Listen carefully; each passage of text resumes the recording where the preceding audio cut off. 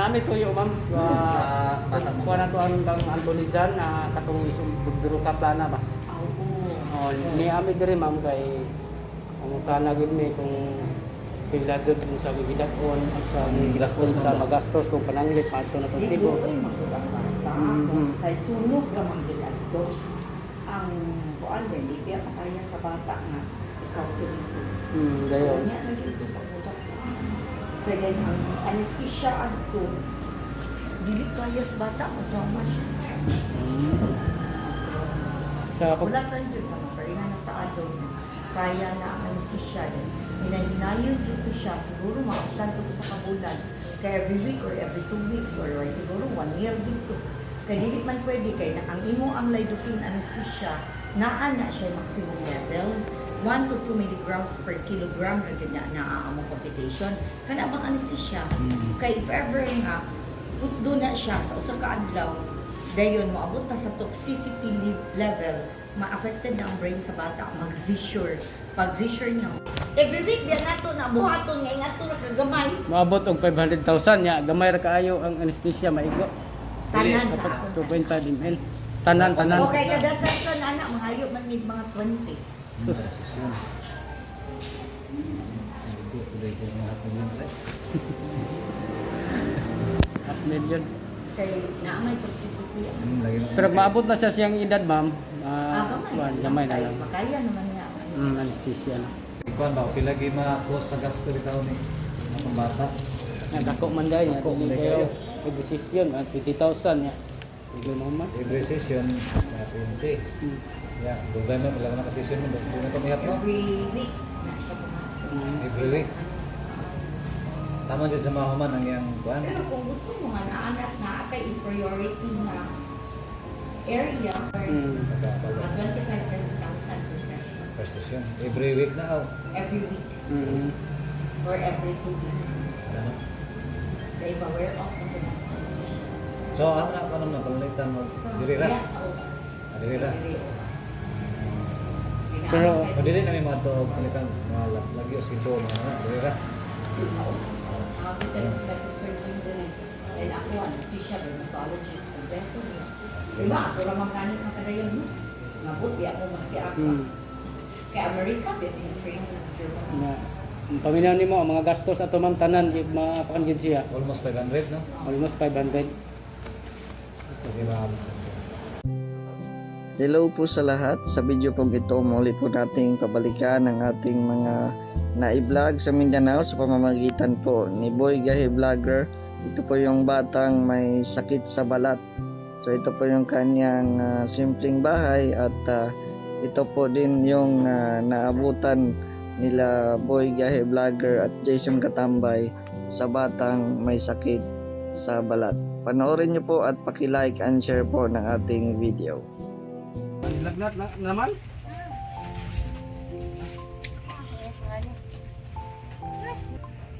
Oh, may mga prutas o pagkaon niya te. Prutas niya sayo na. Ay isda te pag kuan lang sa niya. Pwede siguro masabaw. Kulang takot sa rin kanyat lang. Lagnat na naman si Anthony. May flow. May flow man kailang sa ilaw ta ng ilaw.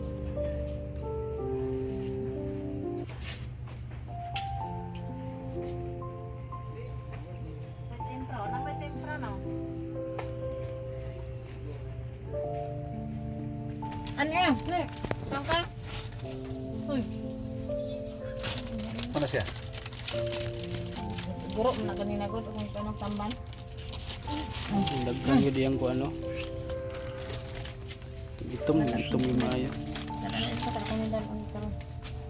So yun po no, ang naabutan po nila Boy Gahi Vlogger at Jason Katambay ay yung bata po ay nilagnat no, at napasin po ninyo bumabalik po ang mga itim-itim sa balat po ni Anthony Jan. Ilagnat na naman po siya uli. Nalahan lang po natin ng mga prutas. May isda po.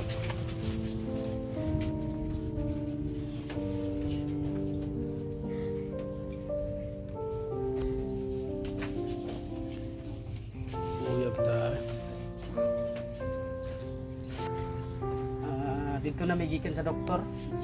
Galing namin dito sa doktor. Pwede ko siya mapagamot pero 25 per session.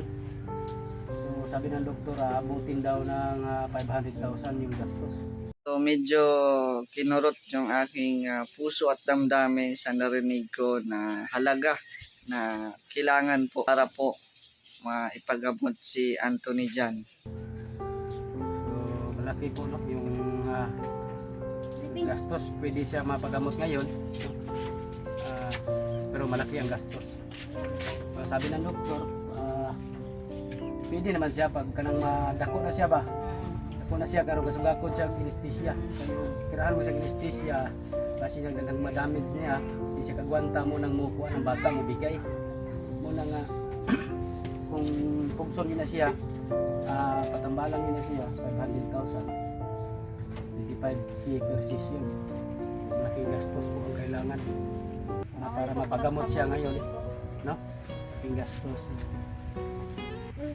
Parang na talaga po siya. Balik-balik na po yung lagnat niya.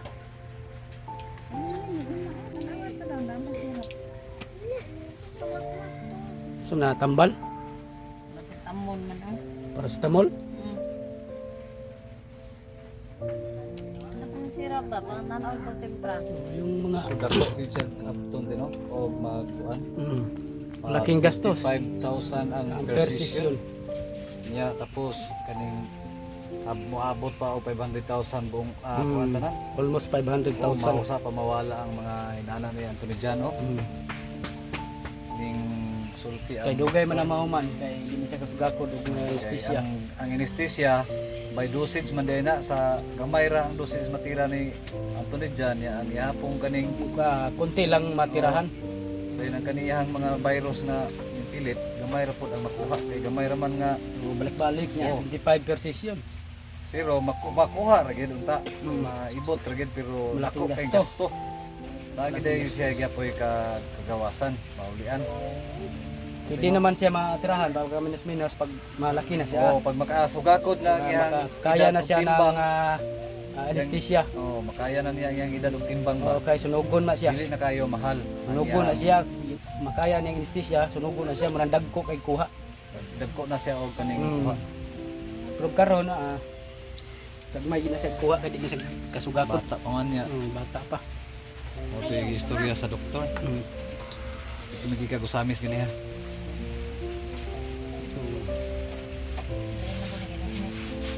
Dahil siya.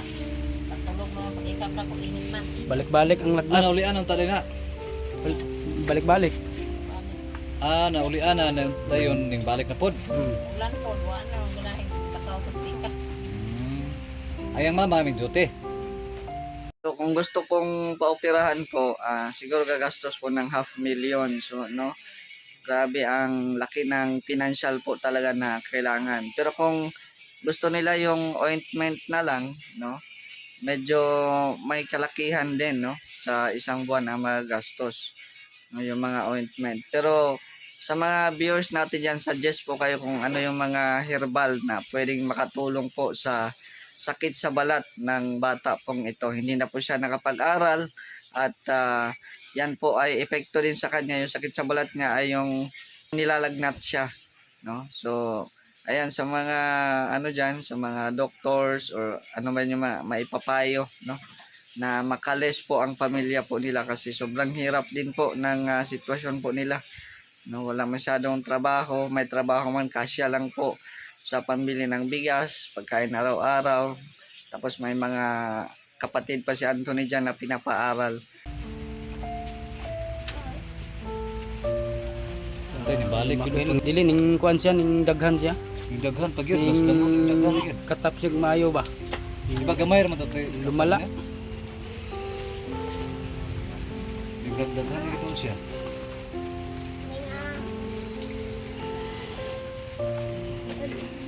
Kung mga herbal ka ate, kanang haplasan mga herbal siya. Titirahan ka ng mga herbal, no, kanang mga kamunggay ka, duga siguro sa kamunggay. Kasi kung gatulay yung inang kamunggay ay. Dili tulahon. Lukluko na siya ang kanayan duga. Pugon siya kanang duga ipahid kung dili pagainom. Oh, kung dili painom.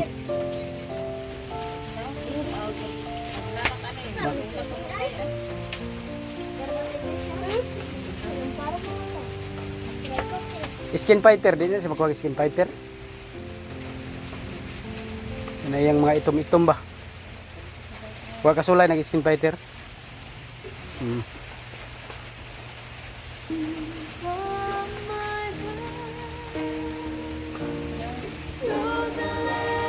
So, ayan po no, muli po nating binisita si Anthony Jan kasi dinalhan po natin ng mga prutas para sa kanyang kalusugan, prutas at saka isda. So sa pag bisita namin no, hindi namin inasahan na bumalik na naman po ang kanyang lagnat no. Dahil siguro ito sa virus no na lumala na po, malapit na po makuha na ang buong katawan niya no, ng virus. So may posibilidad naman na dito po gawin ang gamutan, pero 25 per session, total mahigit po 500,000 yung magastos no. Kasi hindi pa po siya madala sa Cebu kasi batang-bata pa po siya, baka hindi po niya kayanin yung anesthesia, kaya pwede naman siya natirahan ng anesthesia pero konti lang. So ito sabi ng doktor, konti lang po yung matirahan ng anesthesia, ganun lang po niya, 25 per session, so malaking gastos po no. Marami pa ding proseso at pagbalik-balik sa hospital. 25 per session, so grabe malaking gastos. So saan po tayo kukuha niyan kasi walang-wala din po tayo, yung mga pamilya na wala din po no. So ipanalangin lang po natin siya Panginoon no, ang kanyang ang pagaling. So at kami po so tuloy pa din po ang aming pagsuporta ng maintenance at saka mga pagkain po niya, mga prutas, mga vitamins. Tuloy pa din po kami hanggat sa abot ng aming makakaya. So shout out po kay Ma'am, maraming salamat Ma'am sa mga vitamins at mga prutas para kay Anthony Jan. So salamat po, shout out po kay Mr. J WD at shout out din po kay Ate Nansen. God bless you po, maraming salamat po sa inyo. Ayan, salamat po sa inyong walang sawang panonood sa ating mga videos. At kahit nandito tayo sa Daet, ay tuloy-tuloy pa din yung ating pag-update po sa mga tinutulungan din natin kasama yung mga team natin sa Mindanao.